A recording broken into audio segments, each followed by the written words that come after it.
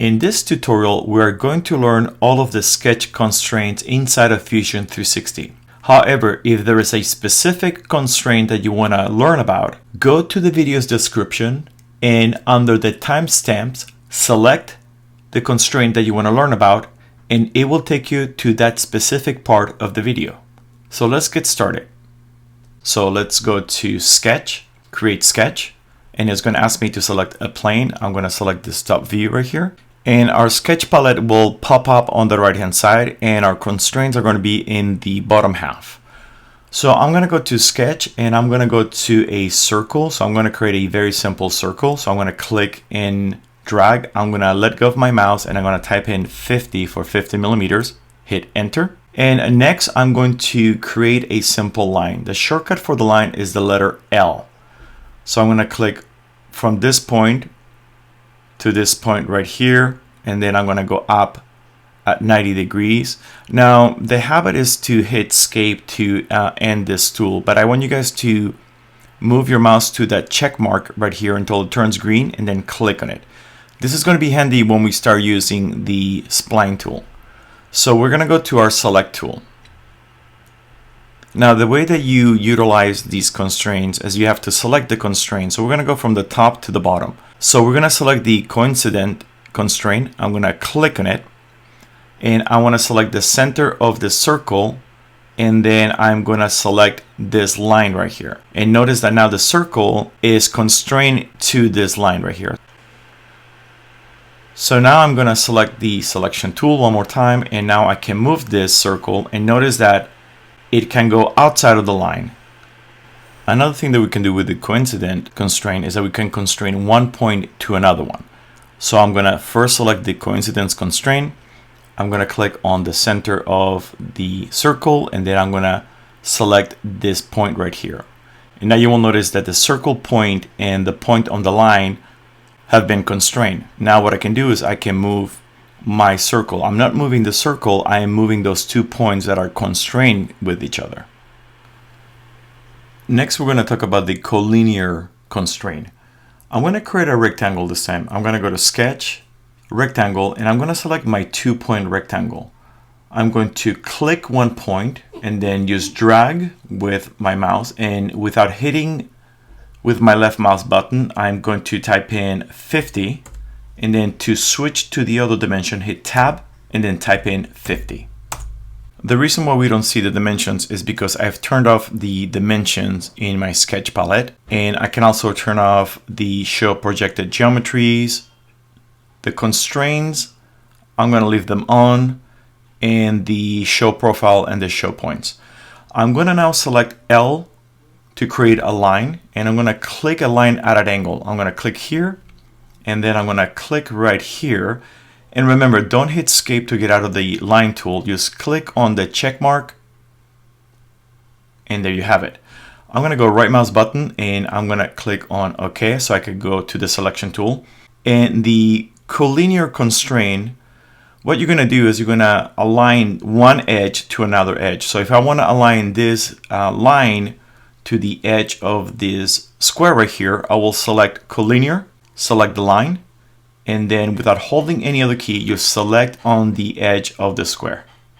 And you will notice that now these two edges are in the same position.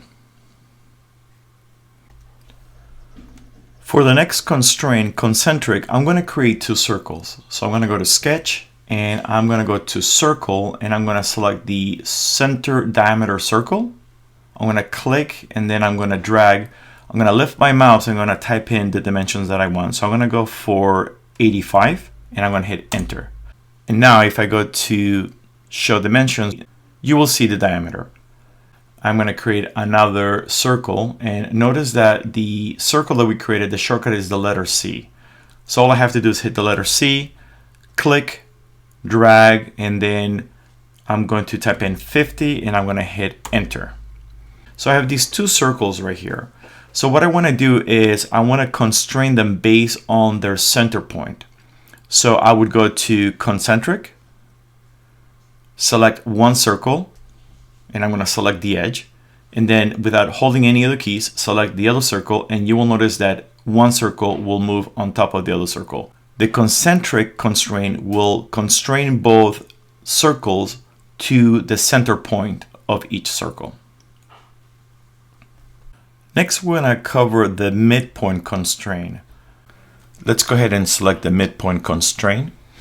If I click on this line right here, and then I click on the circle, you will notice that the line will move to where the circle is, and it will go on the middle of the circle. So the middle of the line will go to the middle of the circle.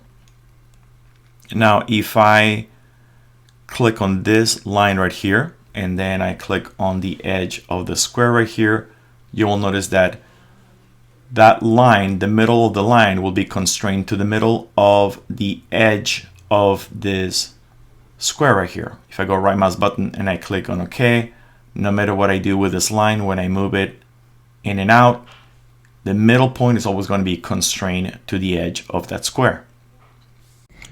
To demonstrate how the fix unfix works, I'm going to connect this point right here to the edge of the circle using the coincidence constraint. So I'm going to click on the coincidence constraint, and then I'm going to select the point right here, and then I'm going to select the edge of the circle, and then the circle will move to the point. The circle has no constraints, as you guys can see. Therefore, the first object stays, the second component selected will move. So now when I click on this point right here, if I go in this direction, notice that the circle will follow. So I need to fix the position of the circle. So I'm going to undo this, and I'm going to first click on fix unfix. I'm going to select the circle, and you will notice that the wireframe, the edge of the circle, will turn an olive green. I'm going to go right mouse button and I'm going to click on OK. And now I'm going to do the same thing that we did before. I'm going to go to coincidence, and I'm going to attach this point right here to the circle. And now you will notice that it is the point that moves, not the circle, even though I selected the point first and then the circle. I'm going to go right mouse button, OK. And now when I move this point right here, you will notice that the circle never moves. For the next constraint, parallel, I'm going to create a square using the center rectangle. I'm going to click and I'm going to drag my mouse. I'm going to lift my mouse and I'm going to type in 50, and then I'm going to hit tab and type 50 again, and then hit enter. Next, I'm going to create a line, and I'm going to create this line at an angle. Shortcut L. Once I'm done with the second point, I'm going to click on the check mark. And now we have exited the line tool. Now right mouse button, go to OK. And what we want to do, we want to use the edge of the square to straighten the line by making it parallel. Select parallel, click on the edge, then click on the line, and they're both parallel now. What if we want to do the opposite? What if we want to rotate the square right here so that one of its edges is parallel to this line right here? The first thing that we have to notice is that this square right here has a dimensions constraint. If I turn on my dimensions, remember that we created a 50 by 50 square. So it gave us this constraint right here that we have to select. As soon as you select that constraint and it turns green, you can delete it. The next thing that we need to do is we need to fix the position of this line right here.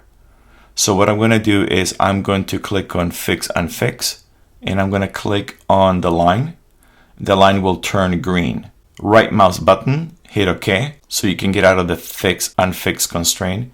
And now what I'm going to do is I'm going to use the parallel constraint. I'm going to click on parallel. This edge right now will be my first selection, and then I'm going to click on the edge of the square, and then you will notice that the square will rotate so that it is parallel with this line. For perpendicular, what I'm going to do is I'm going to create an object using the line tool. So I'm going to create some form of a trapezoid. And I'm going to go to my first point, click on it, and I'm going to go right mouse button, hit OK. So I can now manipulate the different points individually. I'm going to exaggerate this. Notice that I have this constraint right here. I'm going to select it and I'm going to delete it. And next I'm going to hit L and I'm going to create a line at an angle and then click on the check mark. Then go right mouse button and go to OK. So I have different angle lines right here. I have two horizontal lines and then I have this line right here. I'm going to select on my perpendicular and I'm going to select this edge first and then select this line second. And you will notice now that this line right here is perpendicular 90 degrees from this edge right here. I'm going to go right mouse button, hit OK. I'm going to select the constrain and I'm going to hit delete. And now I'm going to make this line perpendicular to the bottom line. Again, select on perpendicular. Select this line first so it doesn't move. And then select the line second. And now you will notice that this line right here is 90 degrees from this line right here. Right mouse button, hit OK.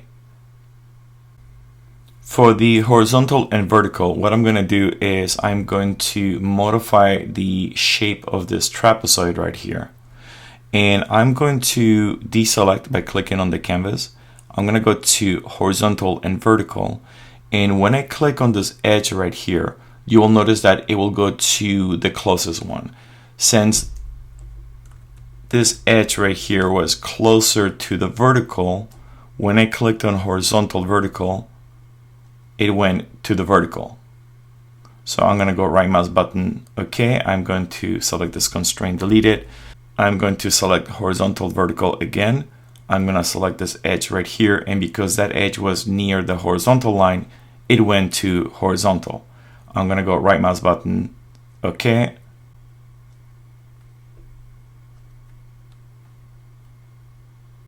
What tangent is going to do is going to put the edge of this circle right here to the edge of this line.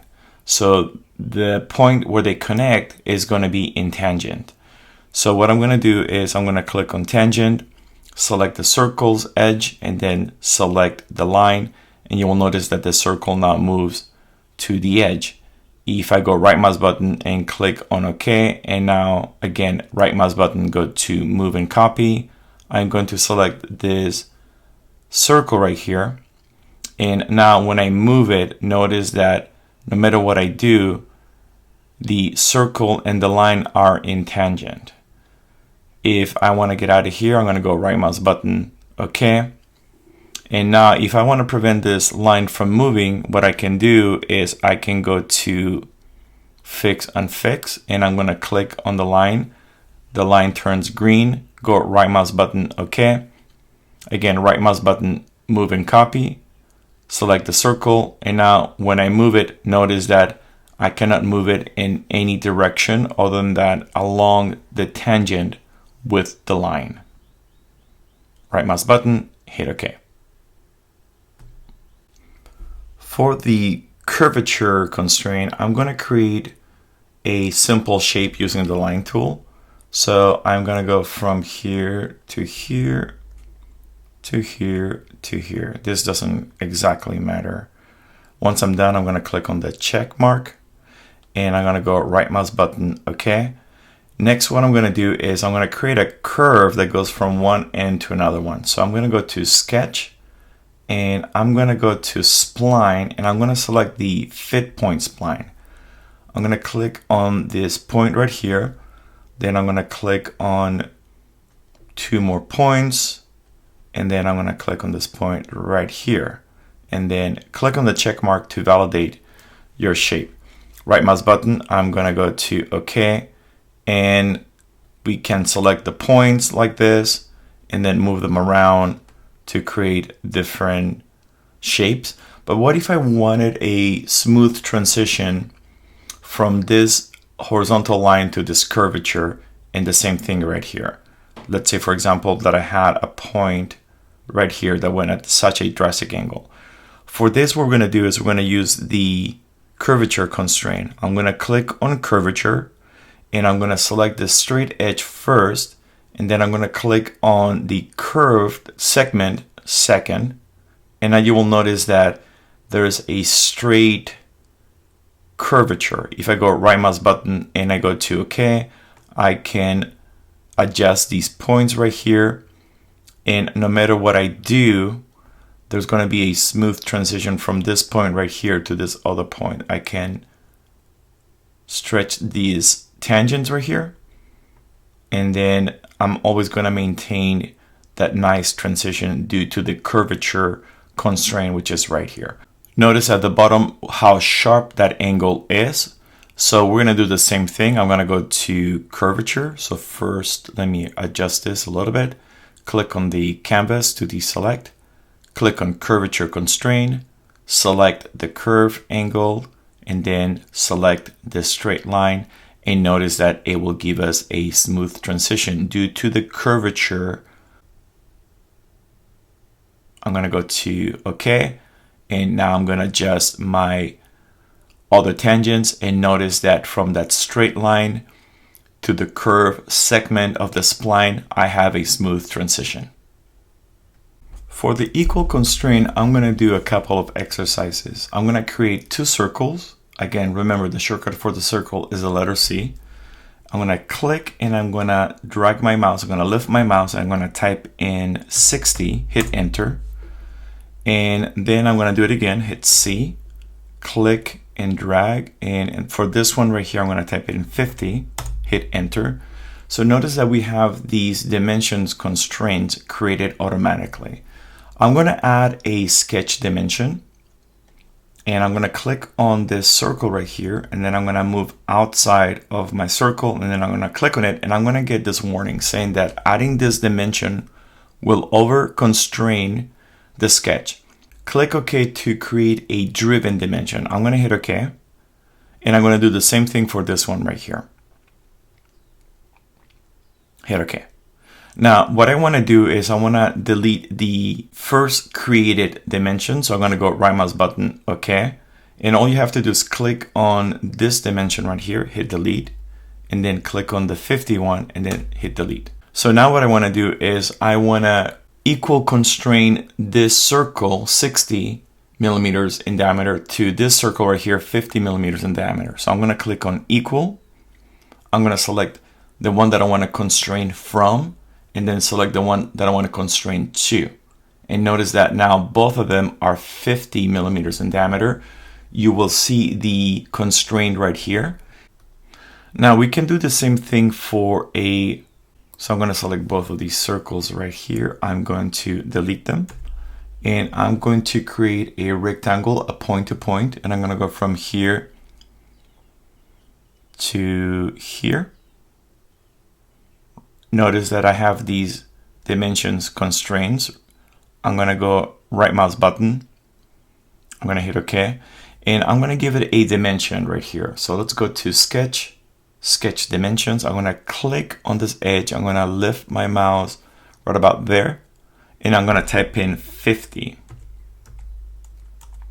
And notice that the width has been adjusted to 50. I'm going to go right mouse button and I'm going to go to cancel.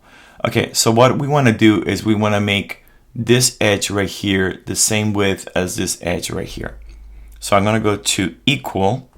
I'm going to click on this edge right here. And then I'm going to click on this edge right here. And now notice that this edge now it's equal to this edge right here on our square. For the symmetry constraint, what I'm going to do is I'm going to create a simple square. I'm going to go to rectangle to our 2-point rectangle. And I'm going to go from here to here. I don't have to constrain my dimensions. So I'm just going to do a click on one corner and then click on the other corner. I'm going to get out of the tool by going right mouse button, OK. And I'm going to hit L for the line tool. And I'm going to create a line right here.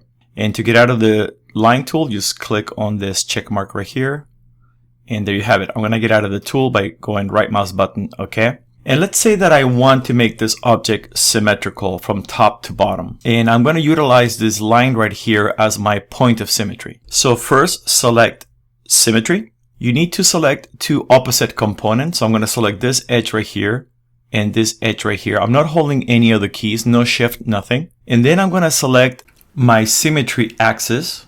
And you will notice that now this square right here has moved right in the middle of where this point is. If I get out of this tool, hit OK, and I extend my line, you will notice that the line is the axis of our symmetry. Right here on the top and on the bottom and on the line, I have my symmetry constraint icons. And now when I pull the top edge of this square right here, it pulls it on the opposite end in the opposite direction, creating a symmetry. And these are all of the constraints that we find under our sketch palette in Fusion 360.